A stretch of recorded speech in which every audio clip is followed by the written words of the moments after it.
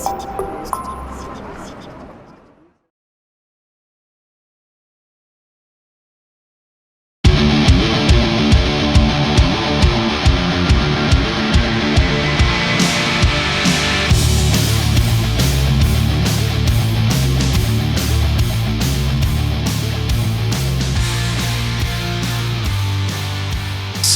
une revue principalement de bande dessinée culture à la masse, on appelle ça, donc bande dessinée culture populaire.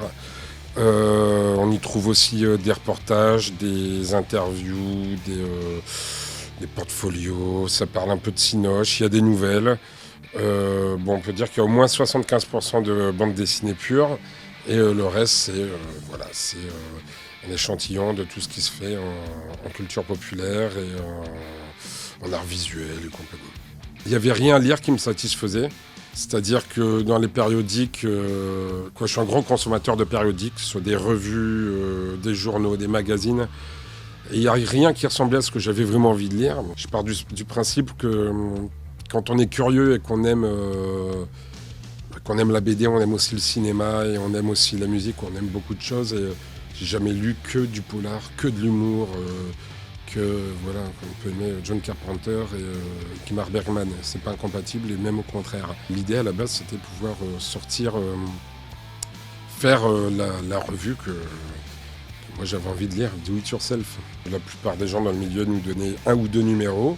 Parce qu'on arrive en pleine crise avec un projet un peu taré, étant donné qu'on paye les auteurs, que c'est un projet ambitieux, qu'on part de rien, qu'on se bastonne, mais on galère comme c'est pas permis. Abonnez-vous, achetez Arg, lisez Arg, voulez-le, je sais pas, mais lisez-le. C'est notre slogan, lisez-le ou allez vous faire foutre.